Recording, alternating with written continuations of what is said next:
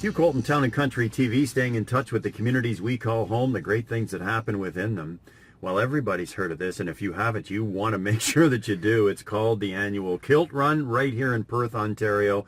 My friend Mary Stewart sits in the Jeep with me. The last time you were trekking across the countryside and we were talking about your running shoes, it's about time to put the runners back on because the Kilt Run is upon us. It is indeed. Yep. June 24th, 25th, and 26th. Mary, this has grown. I mean, it's year number 7. And I can remember when you started, and it had popularity even then. But if you look at the pictures upon your website now of past Kilt runs, where Gore Street is completely full of people, and right at the moment you have 4,600 people registered for this year. Yeah, exactly. Yeah, and you're talking about a full Gore Street. We are going to be jammed from in front of the Perth Town Hall all the way up to Foster Street. And we really need people to move forward to get us all in there. So we're hoping it's a full weekend, and it's a family weekend where everybody can come to Perth. I mean, you know, they've got great places to visit. You've got music that's going to happen. You've got things for the kids. Stewart Park is going to be a hub. There's all kinds of different things going on, right? Yeah, lots of different things. The race is actually ending in Stewart Park, so that's different. Usually we'd end at the Crystal Palace, but we're all going to be over there. Ben Kaplan is playing. I don't know if you know Ben Kaplan. He's a big draw. We've got the Mudmen.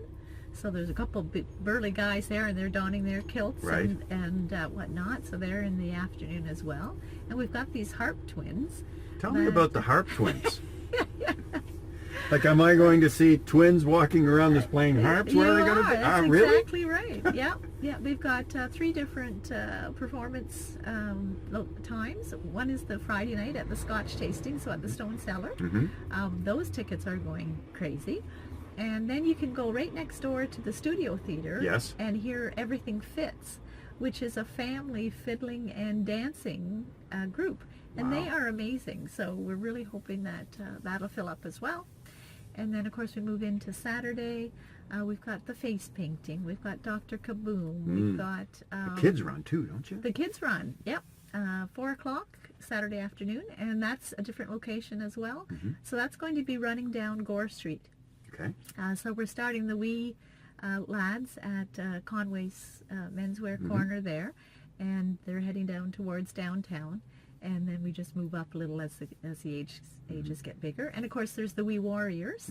So they do 1 kilometer warrior, so they have to run with a sword. With their sword. And then they have obstacles to go through along the way. So that's fun for them. And then we come into Sunday, because Sunday's your big day. I mean, it's Marathon Day, correct? Marathon Day, Sunday, yes, starting at the middle of the Rideau Ferry Bridge. Okay. So that's the original trek that the pioneers took coming in. So we're following that, and right into town through Lastool Park, up by the Crystal Palace, and through the golf course.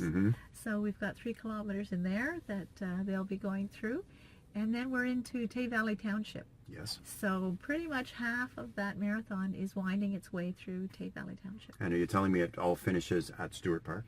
It all finishes at Eco-Tay. Oh, sorry. Out on Menzies Side Road. Yes, Eco-Tay, Menzies Side Road. Music there, celebrations there too? Music there. The Harp Twins will be there. Harp Twins are back. And Colin Bernard. And there's going to be a church service there. And we're actually ending the race in the hayloft of the barn. So they're coming through a field, up the way. They go up the tractor ramp. And into the mouth. And into the mouth, yeah. And out the other end, maybe into some water. But so that's pretty unique. Yeah. When we think about this going back some 7 years, there's number one, the volunteers that it takes, and the people that come together to make this happen are incredible. That's one thing. Yes. And the people that are participating and where they're coming from is also something to shout out, isn't it? Sure is. Yeah, we've got Australia. Yeah. We've got China. Yeah. And of course we've got a Kenyan running. And he's running the marathon.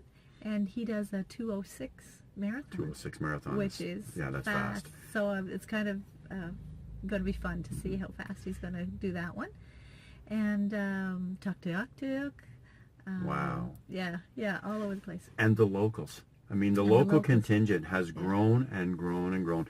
And it has also helped to encourage people to take up running for the first time. And it's people that may have thought that, I really can't do that, have given it a chance. Exactly. And now they're running. Exactly. And that's the reason we put the Royal Mile in, was we thought all these people wanted to be in the Kilt Run, and but couldn't run 5 miles, right? So we thought, okay, we'll add the mile in and get some people that haven't run for years training, right? So it's gotten them active again, as you say.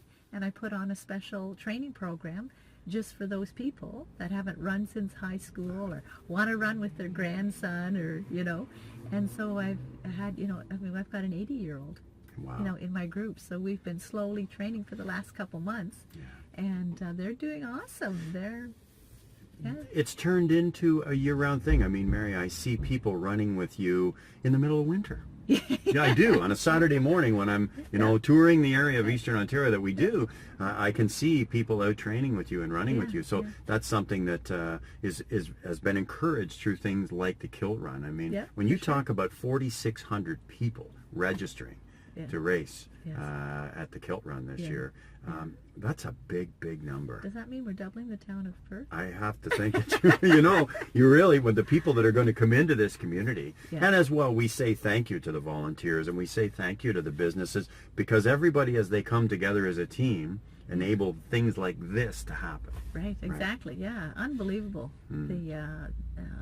How volunteers, every day I get more volunteer names. I want to help. So I want to help. What can I do? Yes.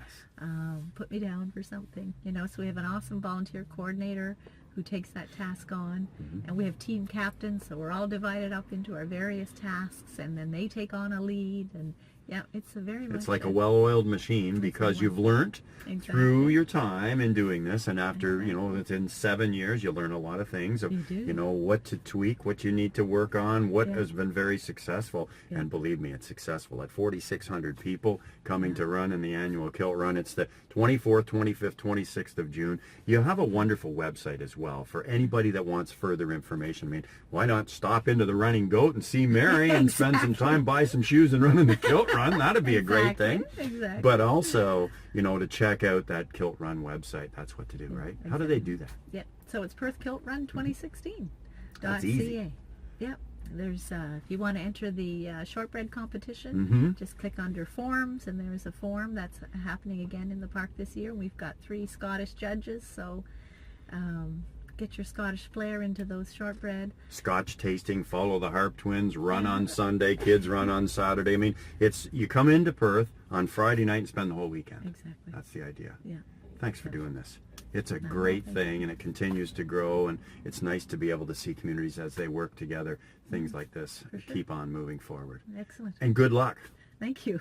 Mary Stewart, of course, the Running Goat, the Perth Kilt Run again, Friday, the 24th, the 25th, and the 26th of June. You want to make sure that you're right here in the town of Perth. You're not going to believe what you're going to see, and next year, you'll be coming to Perth to run in the annual Kilt Run.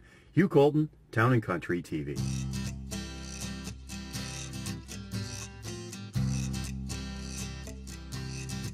Hi everybody, Hugh Colton, Town and Country TV, with an invitation for you to hit that subscribe button to find out what's happening in and around the communities that we call home.